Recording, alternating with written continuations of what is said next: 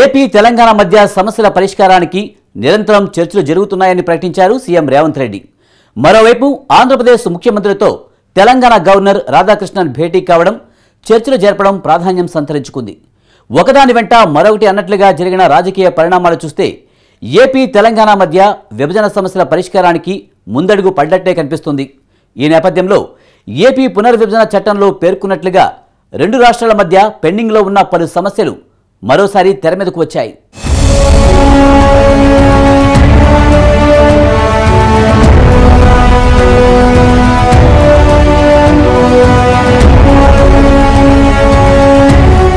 ఉమ్మడి ఆంధ్రప్రదేశ్ కాస్త ఏపీ తెలంగాణగా విడిపోయి 10 ఏళ్లయింది.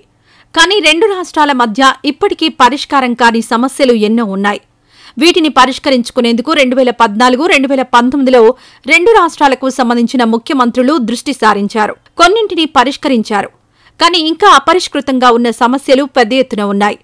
ఇప్పుడు ఏపీ తెలంగాణలో కొత్త ప్రభుత్వాలుండడం, అందులోనూ ఏపీ తెలంగాణ సీఎంల మధ్య మంచి అనుబంధం ఉండడంతో అందరి చూపు ఇప్పుడు వారిపైనే నెలకొంది.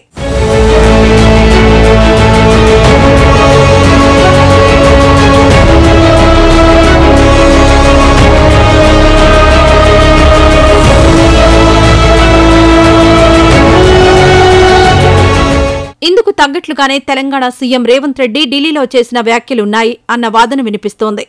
పునర్విభజన చట్టం ప్రకారం కేంద్రం నుంచి రాబట్టుకోవాల్సిన నిధుల కోసం పొరుగు రాష్ట్రంతో సమస్యల పరిష్కారం కోసం నిరంతరం చర్చల ప్రక్రియ కొనసాగుతుందని వెల్లడించారు సీఎం రేవంత్ రెడ్డి. రాష్ట్ర ప్రయోజనాల విషయంలో ఆంధ్రప్రదేశ్ కోసం ఆ రాష్ట్ర ముఖ్యమంత్రి చంద్రబాబు ఎంత నిబద్ధతతో పనిచేస్తారో తెలంగాణ విషయంలో తాను అదేవిధంగా ప్రయత్నిస్తానన్నారు రేవంత్ రెడ్డి.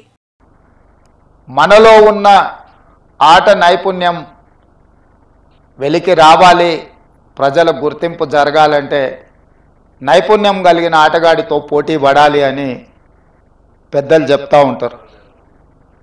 ఈరోజు పక్క రాష్ట్రంలో నారా చంద్రబాబు నాయుడు గారు ముఖ్యమంత్రిగా బాధ్యత చేపట్టిన తర్వాత అభివృద్ధిలో, సంక్షేమంలో వారితో పోటీ పడి ఈ రాష్ట్రాన్ని ముందుకు నడిపించే అవకాశం నాకు వచ్చింది. గతంలో 12 గంటలు పనిచేస్తే సరిపోతుంది, అంతకు మించి అవసరం లేదు అనుకునేవాడిని. కానీ ఇప్పుడు వారు 18 గంటలు పనిచేస్తే నేను 12 గంటలతో సరిపెడితే కుదరదు. కాబట్టి మా అధికారులకు, మా సహచరులకు మనం కూడా 18 గంటలు పని చేయాల్సిందే. అభివృద్ధి విషయంలో, సంక్షేమం విషయంలో పోటీపడి ఈ రెండు తెలుగు రాష్ట్రాలు ప్రపంచానికే ఒక రోల్ మోడల్గా నిలబడాలి అని నేను భావిస్తున్నాను. ఆ దిశగా మా ఆలోచన, మా విధానాలు, మా నిర్ణయం ఉంటుంది. సీఎం రేవంత్ రెడ్డి ఢిల్లీలో ఇలాంటి వ్యాఖ్యలు చేసిన కొన్ని గంటల్లోనే తెలంగాణ గవర్నర్ రాధాకృష్ణన్ అమరావతి వెళ్లి ఏపీ సీఎం చంద్రబాబు నాయుడుతో భేటీ కావడం ప్రాధాన్యం సంతరించుకుంది. ఈ సందర్భంగా రెండు తెలుగు రాష్ట్రాల మధ్య ఇంకా అపరిష్కృతంగా ఉన్న విభజన సమస్యలు, పెండింగ్ అంశాలపై చర్చ జరిగినట్లు ప్రచారం సాగుతోంది.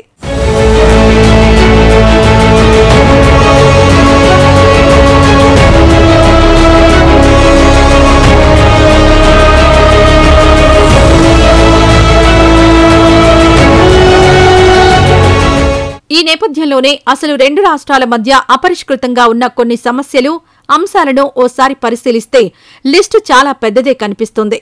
ప్రధానంగా విభజన చట్టంలోని షెడ్యూల్ 9, షెడ్యూల్ 10లో పేర్కొన్న వివిధ సంస్థలు, కార్పొరేషన్ల విభజన ఇంకా పూర్తి కాలేదు.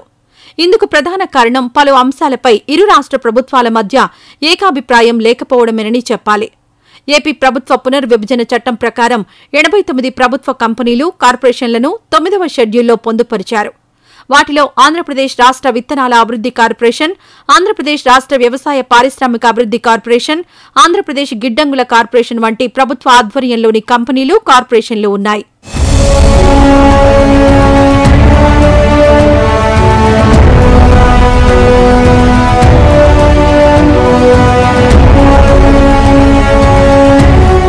ఇక 10వ షెడ్యూల్లో ఏపీ రాష్ట్ర సహకార యూనియన్, పర్యావరణ రక్షణ శిక్షణ పరిశోధన సంస్థ, ఏపీ అటవీ అకాడమీ, సత్పరిపాలనా కేంద్రం, ఆంధ్రప్రదేశ్ పోలీస్ అకాడమీ లాంటి 107 శిక్షణా సంస్థలు, కేంద్రాలు ఉన్నాయి. రిటైర్డ్ అధికారి షీలా బిడే సారథ్యంలోని నిపుణుల కమిటీ షెడ్యూల్ 9, 10 సంస్థల విభజనపై సిఫారసు చేసినా ఇప్పటికీ అవి అపరిష్కృతంగానే ఉన్నాయి.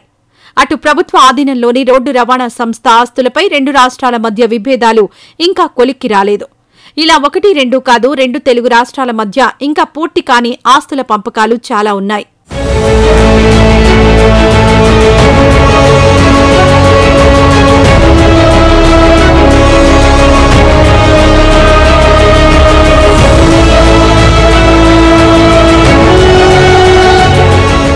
ఇప్పటికే రేవంత్ రెడ్డి నుంచి విభజన సమస్యల పరిష్కారానికి ముందడుగు పడడం, తెలంగాణ గవర్నర్ స్వయంగా సీఎం చంద్రబాబుతో భేటీ కావడం, అటు చంద్రబాబు నుంచి సానుకూల సంకేతాలు రావడంతో రాబోయే రోజుల్లో ఈ దిశగా మరిన్ని చర్యలుంటాయని భావిస్తున్నారు.